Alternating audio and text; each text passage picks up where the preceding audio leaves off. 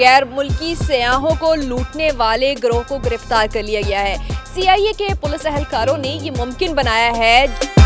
सारे गिरोह रिकॉर्ड याफ्ता थे, उनको पकड़ा है और इंशाअल्लाह सारी रिकवरी हो चुकी है। अब इनके रिसीवर्स के पीछे जाएंगे और इंशाअल्लाह इनको निशाने पर मुलजिम गिरफ्तार हुए, कहाँ से ताल्लुक है? ये बेसिकली अफगानी है और इन्होंने वारदात जो है वो भी गैर मुल्कियों के साथ ही की। अस्सलामुअलैकुम जी, नियो डिजिटल के साथ मैं हूँ रूबा अरूज। नाज़रीन, इस वक्त मौजूद हैं सीआईए कोतवाली में, जहाँ पे गैर मुल्की सयाहों को लूटने वाले गिरोह को गिरफ्तार कर लिया गया है। सीआईए के पुलिस एहलकारों ने ये मुमकिन बनाया है। जापानी सयाह सिख जो यहाँ पर अपनी रिलीजियस एक्टिविटीज़ के लिए मौजूद थे, उनको लूटने वाले गिरोह को गिरफ्तार किया है। बताया जा रहा है कि मुलजिमान का ताल्लुक जो है वो अफ़गानिस्तान से है और वो ख़ुद भी गैर मुल्की हैं और पूरा एक गिरोह मौजूद है जो कि फैसिलिटेट कर रहा है इन मुलजिमों को, जो कि मोबाइल फ़ोन्स चोरी करते हैं, गैर मुल्की सयाहों की करेंसी चुरा लेते हैं और भी बहुत से मामलात हैं। तो आइए जानते हैं कि केस है क्या।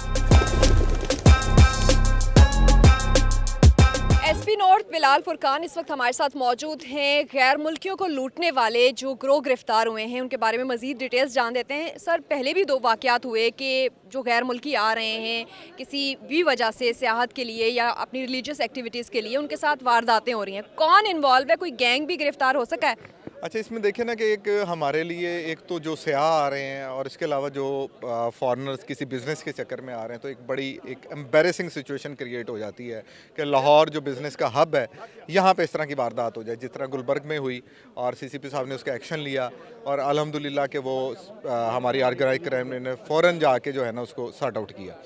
इसी तरह अब आप देखें कि हमारी जो जापानीज़ के साथ ये वारदात हुई और उसके अलावा एक सिख फैमिली जो यहाँ पे विज़िट के लिए आई हुई थी, अपने रिलीजियस एक्टिविटीज़ के लिए आई हुई थी, उनके साथ ये जो वारदात हुई वो अल्हम्दुलिल्लाह ओसीयू की टीम ने 2 दिन के अंदर दोनों गिरोहों को पकड़ा। सारे गिरोह रिकॉर्ड याफ्ता थे, उनको पकड़ा है और इंशाअल्लाह सारी रिकवरी हो चुकी है। अब इनके रिसीवर्स के पीछे जाएंगे और इंशाअल्लाह इनको निशाने इबरत बनाएंगे। टेक्नोलॉजी का इस्तेमाल किया गया है, कोई पता चल सका है कि ऑपरेट कहाँ से हो रहे हैं ये लोग? इसमें हमने कैमरों की मदद ज़्यादा यूज़ की है और 2 जो गैंग थे, जो जापानीज़ वाले थे, वो कोहाट से आते थे और मुख्तलिफ सिर्फ ये नहीं था कि फॉरेनर्स के साथ हो रही थी, आम लोगों के लाहौर के शहरियों के साथ भी हो रही थी। तो उनको भी पकड़ा गया और उनसे आपने देखे 30 के करीब मोबाइल रिकवर किए गए और इंशाल्लाह बहुत जल्द हम रिसीवर को भी पकड़ेंगे। इस केस को इन्वेस्टिगेट करने वाले इंस्पेक्टर मोहम्मद अकमल इस वक्त हमारे साथ मौजूद हैं। मज़ीद जान लेते हैं कि गैर मुल्की जो सयाह थे या फिर रिलीजियस एक्टिविटीज़ के लिए लोग यहाँ पे आ रहे थे, उनको लूटने वाला सरगर्म गैंग गिरफ्तार कैसे हुआ, इन्फॉर्मेशन कैसे मिली? अस्सलाम वालेकुम। जी वालेकुम सलाम। कितनी मुश्किल हुई, कैसे मुमकिन हुआ, क्योंकि ये बहुत सारी वारदातें हो रही थी गैर मुल्कियों के साथ? देखें, जब भी कोई वारदात हो और ख़ास तौर पे जिसमें गैर मुल्की इन्वॉल्व हों तो उसमें हम लाजमी बात है कि हम सब इन्वॉल्व हो जाते हैं।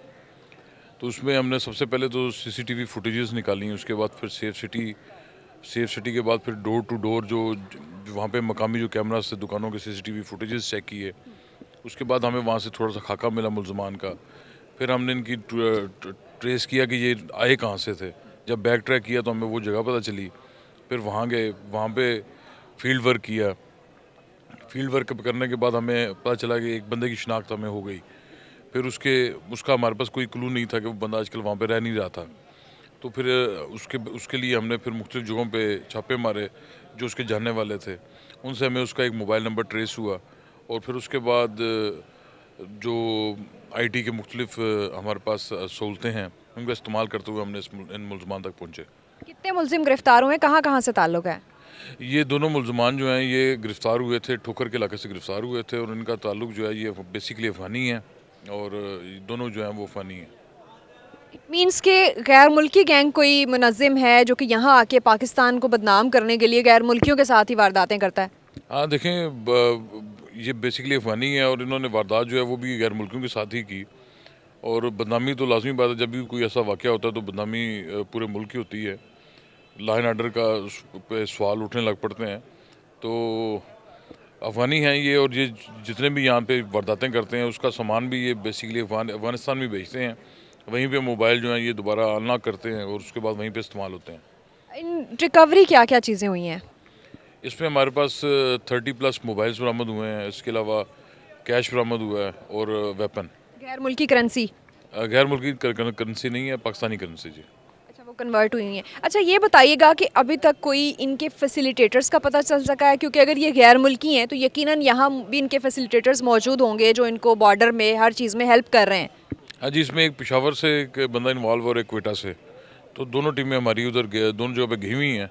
इंशाल्लाह वो भी जल्द इंशाल्लाह पकड़े जाएंगे। अच्छा, क्रॉस प्रोवेंशियल एक दूसरे से कोऑर्डिनेशन रहती है जब दूसरे सूबे से कोई मुलजिम जो है वो गिरफ्तार करना हो, उसमें क्या कैसे हेल्प करते हैं टेक्नोलॉजी या फिर लोगों की कोऑर्डिनेशन?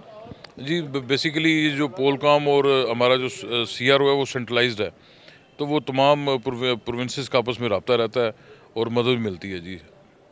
जी, बहुत शुक्रिया। ये थे इंस्पेक्टर जिन्होंने यकीनी बनाया तफ्तीश के ज़रिए कि गैर मुल्की गिरोहों को लूटने वाला गैर मुल्की ही गिरोह था, एक डकैत ग्रुप था जिनका ताल्लुक़ अफ़गानिस्तान से बताया जा रहा है और उनको गिरफ़्तार करके बड़ी कामयाबी मिली है और फ्यूचर में इनके फैसिलिटेटर्स को गिरफ़्तार करने के लिए भी छापे मारे जाएंगे, ना सिर्फ लाहौर और पंजाब के मुख्तलिफ़ शहरों में बल्कि दूसरे सूबों में भी जहाँ पर इनके फैसिलिटेटर्स मौजूद हैं।